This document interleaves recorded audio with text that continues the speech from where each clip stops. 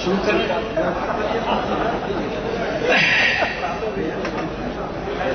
वैसे ये जिंदा व्यक्तियों के जिंदाबाद उनके मुंह के सामने करना ये शास्त्रों में निषिद्ध किया।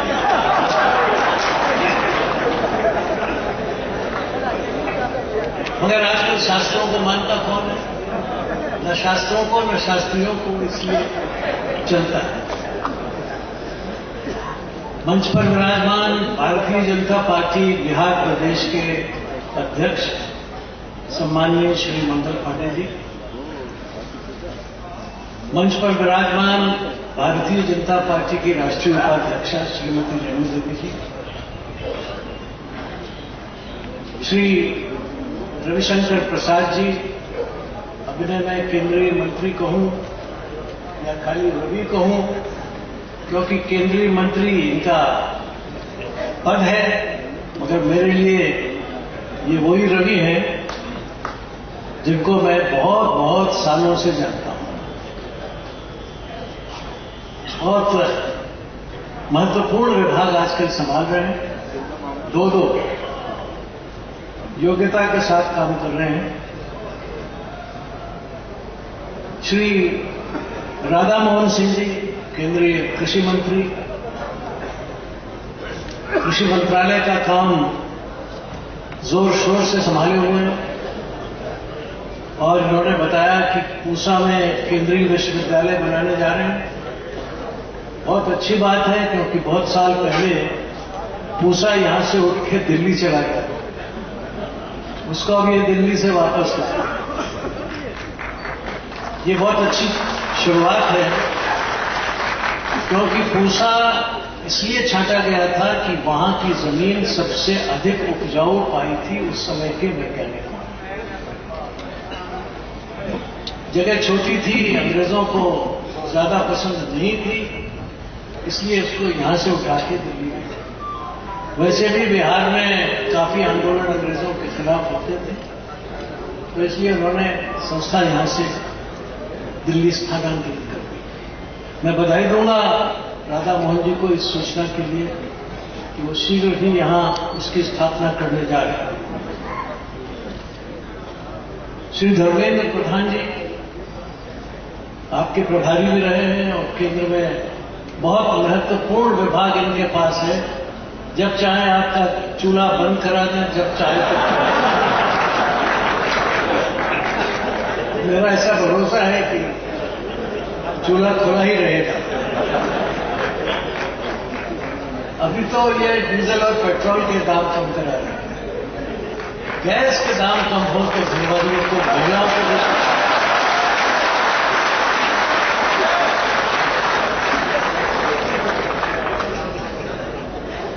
माननीय सुशील कुमार मोदी जी आपके विधानमंडल दल के नेता हैं, पहले वित्त मंत्री और उप मुख्यमंत्री रहे हैं। इन्हें भी बहुत बहुत दिनों से जानता हूं, करीब करीब उतने ही दिनों से जितने से रविशंकर।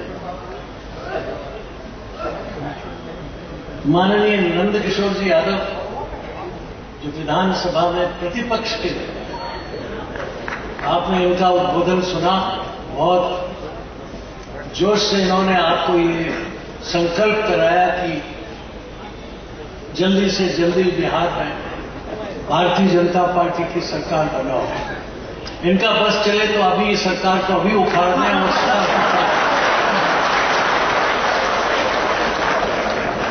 बहुत जोशीले हैं।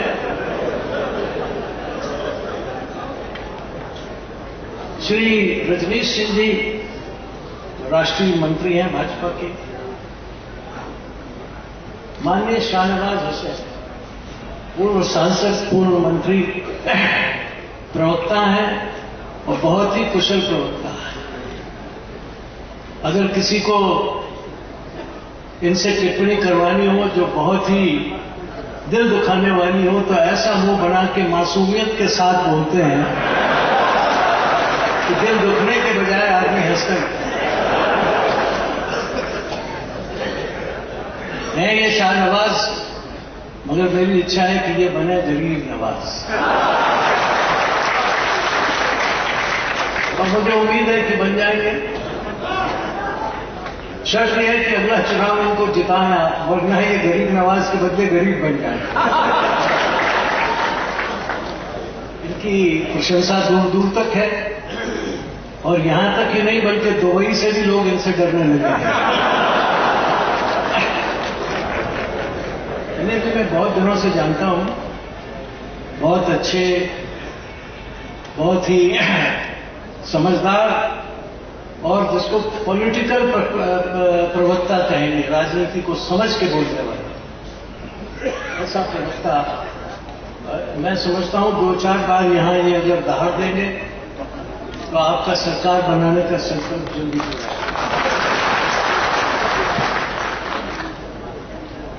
श्रीमती दिलमणि देवी जी विधायिका और आज के इस कार्यक्रम के हमारे सम्माननीय स्वर्गीय श्री कैलाशपति मिश्र जी की पुत्रवधू और इस बिहार प्रदेश के संगठन महामंत्री श्रीमान नागेंद्र जी, मंच पर बैठे हुए अन्य सभी सांसद, विधायक, पदाधिकारीगण, जिनका नाम मैं लेना तो चाहता था मगर मेरे विमान के छूटने का समय भी हो रहा है, इसलिए उनका नाम लेने से मैं वंचित रह गया। इस सभागार में समुपस्थित अपने स्वर्गीय नेता, पथ प्रदर्शक श्री कैलाशपति मिश्र जी को श्रद्धांजलि देने के लिए पधारे हुए प्रदेश के कोने कोने से आए कार्यकर्ता बहनों और भाइयों, पत्रकार मित्रों, छायाकार मित्रों से बहुत डर लगता है। इधर करो, उधर करो, गिलास हटाओ, सामने देखो, इसलिए इनको नमस्कार करना बहुत आवश्यक है। मगर इस विनती के साथ ये बार बार ये आगे पीछे मुंह हटाना, ये करना, इसमें थोड़ी राहत दे दिया था, वरना समझ ही में नहीं आता कि हमारी फोटो अच्छी बनाएंगे कि खराब बनाएंगे। बहनों और भाइयों, एक बहुत ही महत्वपूर्ण कार्यक्रम के लिए हम सब यहां उपस्थित हुए। कैलाशपति जी से मेरा परिचय इस कारण से हुआ कि जिस दिन वो बिहार प्रदेश के संगठन मंत्री बनाए गए, उस दिन मैं इलाहाबाद विभाग से बढ़ाकर उत्तर प्रदेश का एक सह संगठन मंत्री बना, वही 1959। उसके बाद लगातार बैठकों में उनसे मुलाकात होती थी। पंडित दीनदयाल जी और नानाजी देशमुख ये खास तौर पर उत्तर प्रदेश और बिहार के कार्यकर्ताओं को बुलाकर काम करने का प्रशिक्षण देते थे। हम लोगों को राजनीतिक कार्य करने का अभ्यास नहीं था, सीख रहे थे। और अक्सर ऐसा होता था कि उत्तर प्रदेश और बिहार के प्रमुख कार्यकर्ताओं की बैठक एक साथ होती थी, तो उसमें कैलाशपति जी की जो पहली दृष्टि संगठन के बारे में और खास तौर पर ग्रामीण क्षेत्रों के समस्याओं के निदान के बारे में होती थी, वो बहुत उपयोगी हमारे लिए भी सिद्ध होती थी। शुरू से ही कैलाशपति जी राजनीति को जिस रूप में देते थे, वो मेरे लिए भी और बाकी लोगों के लिए भी एक सहज आत्मीयता का कारण है। वो जमाने थे, जैसा अभी एक कार्यकर्ता ने कहा कि कैलाशपति जी को साइकिल से चलते देखा है। उन दिनों में हमने गधे को छोड़ के शायद कोई ऐसी सवारी नहीं थी जिसकी सवारी न की हो। हवाई जहाज तो कल्पना की बात थी, लेकिन साइकिल, और अगर वो भी सिंगल साइकिल मिल जाए अकेले चलाने के लिए तो बड़ी बात थी, वरना डबल, एक आगे बैठा है दूसरा पीछे। पैदल भी चलना पड़ता था और चुनावों में मूंगफली, गाजर, चना चना खा के प्रचार काम करना पड़ता है। और उस सब में बिहार और पूर्वी उत्तर प्रदेश के कार्यकर्ता भी ये एक तरह से एक्सपर्ट हो गए थे। बिना पैसे के और बिना जीत के चुनाव कैसे लड़ा जाता है इसका एक शास्त्र बना दिया था। और कैलाशपति जी और हमारे उत्तर प्रदेश के हरिश्चंद्र श्रीवास्तव जी ये इसके माहिर थे। कैसे किस गांव में जाना, कहां क्या मिल सकता है, किसके पास बाजार है और वहां ये मूंगफली चना वगैरह मिल सकता है, इसकी खोजबीन जानकारी वो बराबर रखते थे तब चुनाव लड़ाने के लिए कार्यकर्ताओं को भेजते। आज ये बातें आपको वैसी लगी होंगी जैसे अगर मैं कहूं कि 1 रुपए का सवा सेर घी आता था, वो यहाँ के बहुत से लोगों को लगेगा कि पहले तो यही पता नहीं कि घी क्या चीज है और फिर सवा सेर 1 रुपए का, ये तो सुन के बहुत ही आश्चर्य होगा। ऐसे ही शायद आज के बहुत से मित्रों को लगता होगा कि क्या बात कर रहे हैं, पॉलिटिक्स ऐसी भी होती है? तो हवाई जहाज से होती है, होटल से होती है, पैसे से होती है, ये पैदल से और साइकिल से और चना चबेने से। और मैं आपको बताऊं ऐसे भी चुनाव हुए कि जिसमें आज रहस्य आपको बता रहा हूं कि चुनाव तो हम प्रचार करते थे जनसंघ का, मगर खाना खाते थे कांग्रेस के कैंप।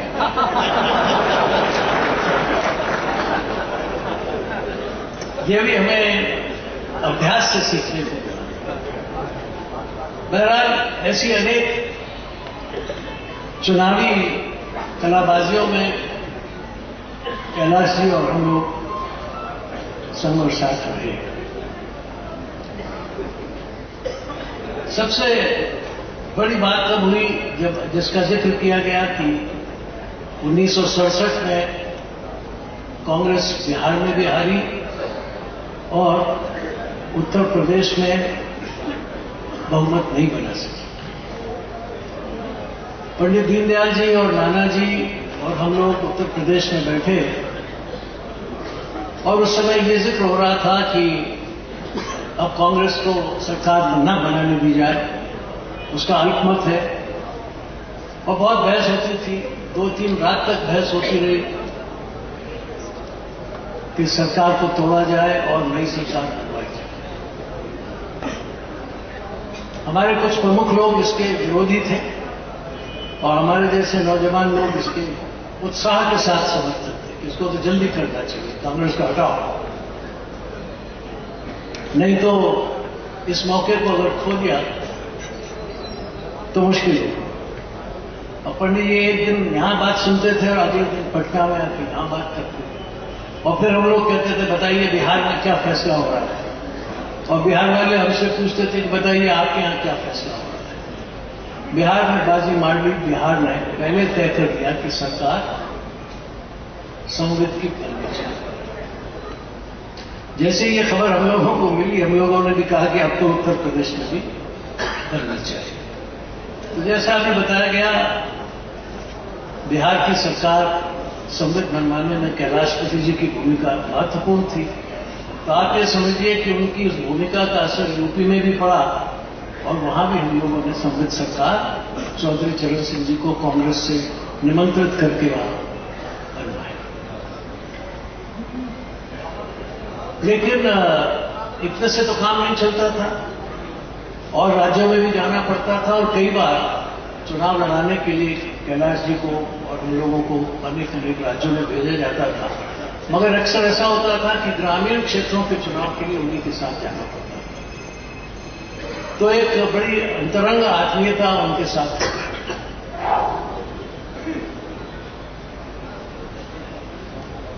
उसके बाद जो महत्वपूर्ण बातें वही बताऊंगा, वरना तो बहुत लंबी कहानियां हैं उनके साथ। 1980 में जब भारतीय जनता पार्टी बनी तो उसके बाद कैलाश जी को राज्यसभा में यहां भेजा गया, मगर वो संगठन में अखिल भारतीय स्तर पर भी सक्रिय थे।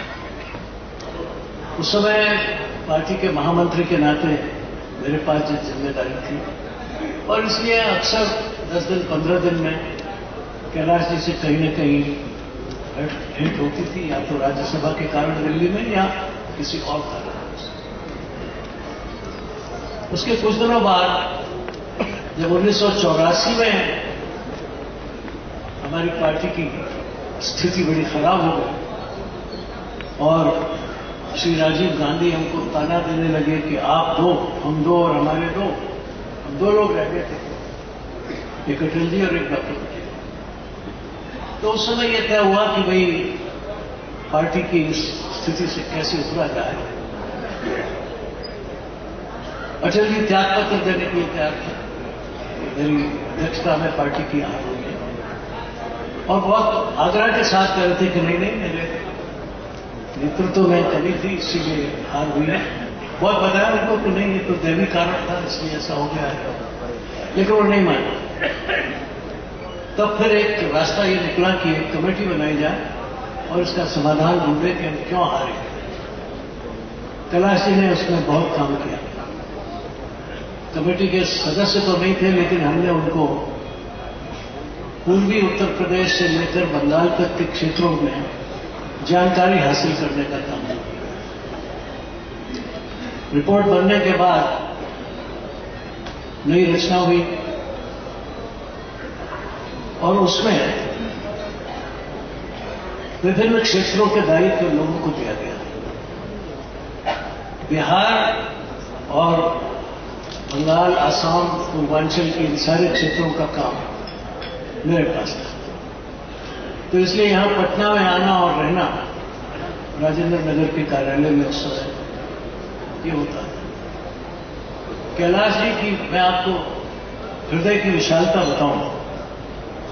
जब मैं यहां आया तो उन्होंने जिस कमरे में वो रहते थे वहां से अपना बिस्तरा हटाया और अश्विनी जी के साथ चले। मैंने कहा ये आपने क्यों किया?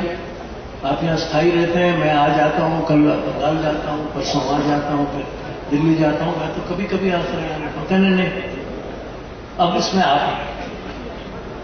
अरे मैंने कहा इसमें आप और मैं क्या होता, आप भी रहेंगे और मैं भी रहूंगा, क्या दिक्कत है? कहने के नहीं, आपके पास बहुत लोग आएंगे और आपसे अकेले में लोग बात करना चाहेंगे, तो इसलिए मैंने सोचा कि मैं अपना बिस्तरा करूं। आज शायद अगर ऐसी स्थिति हो तो होटल में व्यवस्था कर दी जाएगी मेरे साथ रहने का। हम साथ रहेंगे, एक ही कार्यालय में रहेंगे और एक दूसरे की चिंता करेंगे। ये याद आता है कि कैलाश जी किस तरह से करते हैं। कठिनाइयों के दिन थे, मगर सुबह 1-2 रोटियां और आलू की भुजिया, ये हम लोगों के नाश्ते होते थे। उनका प्रबंध कैलाश जी का बड़ा चौकस था और उसके बाद हम लोग दौरे पे भी निकल जाते थे। मैंने कभी उनके मुंह से ये नहीं सुना कि ये कठिनाई आ गई है, आर्थिक कठिनाई आ गई है या इस प्रकार की कोई दिक्कत आने लगी। बहुत सहज रूप में सब लोगों को लेते हुए चलते थे। कार्यकर्ताओं के साथ उनका जितना घनिष्ठ संबंध था वो अपने आप में एक आदर्श था। सहज स्वभाव। और यहां भी कई बार हम लोग करते थे कि चलो आज वहां चलें, आज उसके घर चलें, ऐसे ज्यादा कुछ काम नहीं हो तो भी थोड़ी देर जाकर बैठना आना। तो उससे पता चलता था कि कार्यकर्ताओं में किस प्रकार की परेशानियां आ रही हैं या आ सकती हैं, उसका अंदाज हमको लग जाता था और उसका समाधान करने के लिए भी वो कोशिश करते। कविताओं की बात मैं आज नहीं कहूंगा, वो कैसे उनका लेखन शुरू हुआ वो भी एक कहानी है, मगर संवेदनशील बहुत है। कार्यकर्ता को कष्ट है, देहात के कार्यकर्ता को विशेष कष्ट, तो उसके लिए कुछ न कुछ व्यवस्था करवाई जानी चाहिए जो उनका हमेशा। और ये जो उन्होंने बताया अभी कार्यकर्ता ने कि वो जात पात और इस संकीर्ण मनोवृत्ति से ऊपर उठकर कार्यकर्ताओं का समायोजन करते थे, ये उस समय के बिहार के लिए बहुत बड़ी बात थी। और इसी में से एक नतीजा ये निकला कि बिहार प्रदेश में इंद्र सिंह नामधारी जैसे जो किसी जाति में यहां आते नहीं थे, बहुत थोड़े से लोग नामधारी से थे, उनको हम लोग बिहार प्रदेश का अध्यक्ष बना सके और बहुत अच्छी तरह से प्रदेश चला और बहुत अच्छे चुनाव के लिए।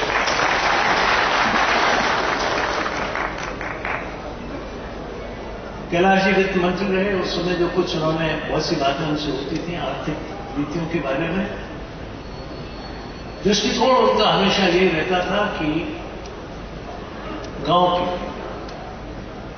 खास तौर पर पिछड़े हुए बिहार के लिए क्या किया, और अगर वो देर तक रहते वहां तो मेरा ऐसा निश्चित मत है कि उस समय भी बिहार के लिए जो योजनाएं उनके मस्तिष्क में चलती रहती थी वो बहुत दूरगामी योजनाएं थी और बहुत अच्छी तौर पर हमको बिहार के लिए काम करने का रास्ता बताया।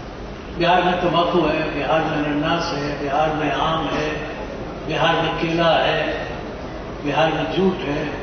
इन सारी बातों पर उनका ध्यान है, इसका कैसे उपयोग किया जाए, कैसे इससे बिहार की आर्थिक स्थिति को सुधारा जाए, ये बराबर उनका चिंतन रहता था। इससे मुझे मालूम है कि वो कितनी गहराई तक बिहार की ग्रामीण जनता के लिए चिंतित रहते हैं। मगर आज उनकी याद आती है और तब ये देखता हूं कि जो बातें तब हम लोग सोचते थे और करना चाहते थे, आज दुनिया उनसे कितनी दूर चली गई है। बिहार के नहीं बल्कि हिंदुस्तान भर के गांवों की हालत पर अगर विचार किया जाए तो कैलाश जी के उस समय के विचार, समय तक की उनकी बहसें आज कारगर सिद्ध होती हैं, ऐसा मैं समझता हूं। देश में पीने के पानी का अभाव है। हम ये समझते हैं कि देश में बहुत पानी है, नहीं। भारत पानी के रूप में आज एक अभावग्रस्त देश बनता है और कोई ताज्जुब नहीं, आने वाले 5-7 सालों में भारत में पानी का अभाव है और बिहार का भी एक हिस्सा पानी के अभाव से ग्रस्त है। बिहार का एक बहुत बड़ा हिस्सा पानी में आर्सेनिक के दोष से युक्त है। बिहार के मुख्य समस्याओं में खेती, अगर उसको पानी नहीं मिला तो अर्थव्यवस्था भी ध्वस्त हो जाएगी। वो तब कहा करते थे, तब भी खेती के बारे में उनके बहुत सूक्ष्म विचार रहते थे, गहन विचार। वो केवल संगठन और बाकी राजनीति के तरफ ही दिशा देता, गहन चिंतक विचार करते थे। रेवेन्यू कैसे बढ़ाया जाए, सुविधाएं कैसे दी जाए, बिहार में लैंड रिकॉर्ड्स कैसे ठीक किए, बहुत उस पर उनका मंथन होता रहता था। लेकिन आखिर में उन्होंने कहा कि शायद ये काम यहां करना बहुत अच्छा है। मैं नहीं जानता आज भी बिहार में लैंड रिकॉर्ड्स क्या है, लेकिन आप लोग मिल के देखें कि लैंड रिकॉर्ड्स बहुत कंप्यूटराइज होने का तो सब आज भी हो सकता है। तो ये सारी बातें थी जिसकी तरफ विचार कैलाश जी को जब हम श्रद्धांजलि दे रहे हैं तो एक और दूसरी बात के लिए हम ध्यान दिलाना चाहते हैं, और वो ये है कि कैलाश जी राजनीति में अर्थशुचिता के भी वैसे ही प्रतिमान थे जैसे वैचारिक शुचिता। जब भी कभी राजनीति में और धन में सहयोग होगा तो भ्रष्टाचार के अलावा कुछ नहीं। ये बात पंडित दीनदयाल जी कहते थे और मैं इसे मानता हूं कि ये बिल्कुल सच बात है। पॉलिटिकल पावर, इकोनॉमिक पावर के साथ जब गठबंधन कर लेती है तो सब गठबंधनों से ज्यादा खतरनाक है। और इस गठबंधन ने यहाँ ही नहीं दुनिया में हालत खराब की। इकोनॉमिक पावर सब प्रकार के तंत्र पर हमले लगे। पॉलिटिकल पावर सारे प्रशासन तंत्र और सारी चीजों में उसका सहयोग करे, दूसरे का सहयोग करे, तो आम जनता के लिए काफी कठिनाइयां दुनिया भर में हो रही है। हमारे देश में न हो इसकी भी हमें चिंता करनी होगी। और ये तभी हो सकती है जब राजनीति में अर्थ शुचिता की तरफ पूरा ध्यान दें। कैलाश जी इस मामले में आदर्श व्यक्ति, अपने सुदीर्घ जीवन काल में, राजनीतिक जीवन काल में विभिन्न पदों पर रहते हुए, विभिन्न बड़े बड़े धनाढ़ियों के संपर्क में आने के बाद भी पति के ऊपर किसी प्रकार का कोई धब्बा, किसी प्रकार का नहीं लगा। इसलिए जो श्रद्धा जी ने कही थी कि जश की कष्ट घर दीनी चदरिया, वो कैलाश जी के लिए बिल्कुल सही है।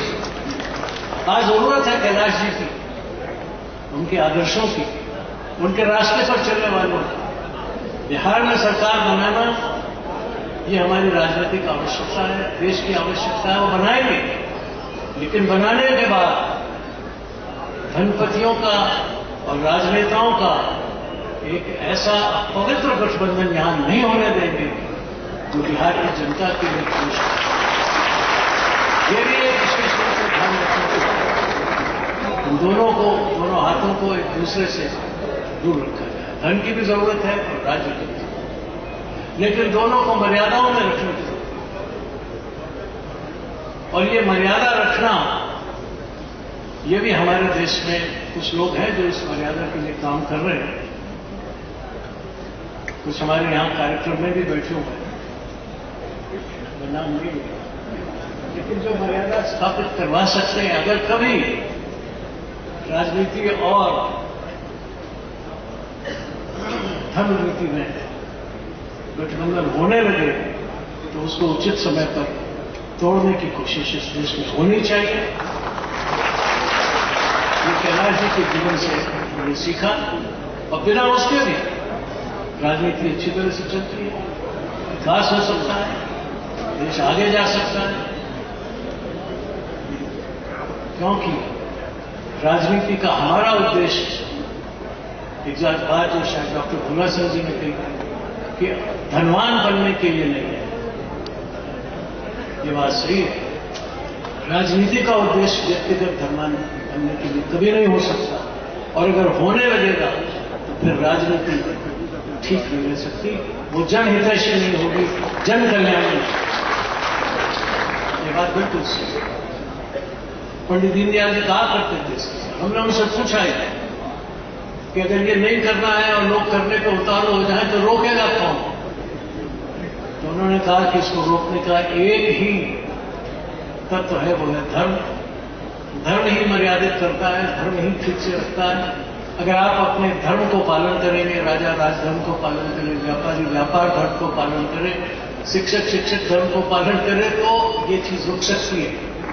उस पर भी एक सज्जन ने उनसे पूछा कि अगर इस पर भी, सब कुछ करने पर भी, उस जमाने में जनसंघ में थे, जनसंघ में भ्रष्टाचार आ जाए तो आप क्या करेंगे? कहा मैं जनसंघ नष्ट कर दूंगा, जनसंघ को डिसबैंड कर दूंगा, दूसरा जनसंघ, और अगर उसमें भी आ जाए तो बोले तीसरा बनाऊंगा, लेकिन तब तक बनाते रहेंगे जब तक बिल्कुल शुद्ध राजनीतिक पार्टी का हृदय इस देश में है।